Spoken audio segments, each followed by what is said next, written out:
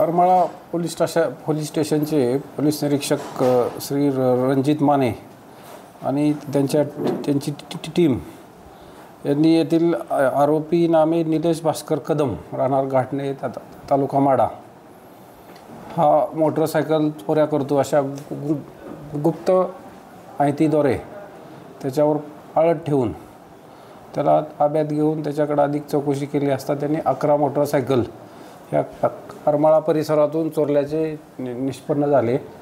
सदरच्या 11 motorcycle यांनी police निरीक्षक रणजित माने यांच्या टीमने हस्तगत केलेले असून त्यातून एकूण 8 गुन्हे निष्पन्न झालेले आहेत। इतर अजून 4 मोटरसायकलची माहिती काढून त्या कुठून चोरल्या आहेत याबाबत तपास सुरू आहे। तसेच आणखी एका घटनेत आरोपी नामे पृथ्वीराज उप गोट्या कांतीलाल काळे राहणार नेरले याचा नाकाबंदी दरम्यान ह्याचा पाठलाग केला असताना त्याकडे जी मोटरसायकल मिळून आली ती पण चोरीची मोटरसायकल असल्याचे निष्पन्न झाले होते। ती मोटरसायकल यांनी जप्त केली। अशा प्रकारे करमाळा पोलीस स्टेशनने सदरच्या 12 मोटरसायकल जप्त करून एकूण 7,20,000 रुपये किमतीचा मुद्देमाल हस्तगत केलेला आहे।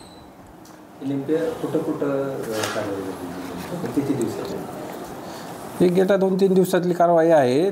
सदर आरोपीने आपल्या करमाळा पोलीस स्टेशनच्या हद्दीतला देवीचा माळ, जेऊर, कंदर, वडशिवणे तसेच टेंभुर्णी पोलीस स्टेशनच्या हद्दीतून परांडा पोलीस स्टेशनच्या हद्दीतून या मोटरसायकली चोरलेल्या होत्या।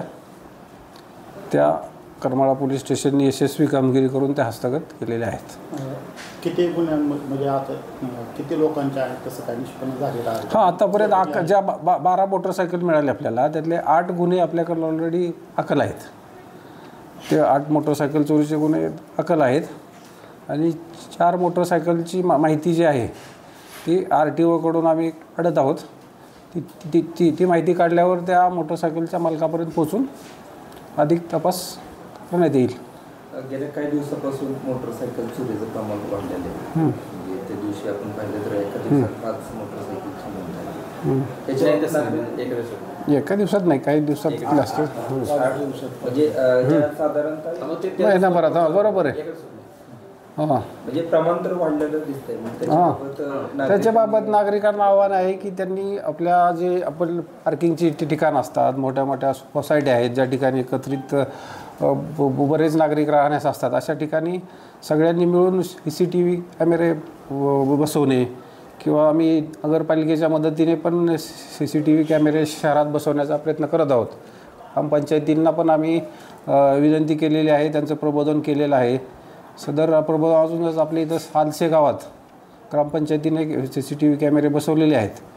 तसाच आदर्श घेऊन इतर गावात पण गर्दी वर्दळीच्या ठिकाणी, बाजाराच्या ठिकाणी, मार्केटमध्ये CCTV कॅमेऱ्यांची संख्या वाढली तर अशा चोऱ्यांना किंवा इतर चोऱ्यांना पण निश्चितच आळा बसेल। इतर चोऱ्यांचं पण प्रमाण थोडं दिसतंय। त्या बाबतीत पण आता पोलीस निरीक्षक माने यांनी पदभार घेतल्यापासून आपण मोठ्या प्रमाणात चोऱ्या डिटेक्ट करून मुद्देमाल हस्तगत केलेला आहे। आणखी ज्या चोऱ्या घरफोड्या आहेत त्याबाबत पण आमचं काम सुरू आहे, त्या पण लवकरच उघड होतील। साहेब, गेल्या काही दिवसांपूर्वी म्हणजेच घुगे साहेब होते त्यावेळेस सुद्धा या ठिकाणी व्यापाऱ्यांची एक मीटिंग झाली होती। त्यावेळेस घुगे साहेबांनी व्यापाऱ्यांनाही सूचना केली होती की तुमच्या दुकानाच्या बाहेर जे CCTV असतील ते रस्त्याच्या बाजूला वळवावे, तशी विनंती आम्ही केलेली आहे। बऱ्याच लोकांनी तसं अंमलात पण आणलेलं आहे। आणखी आम्ही लोकांपर्यंत पोहोचून त्यांचं प्रबोधन करून तशी कारवाई करून घेत आहोत।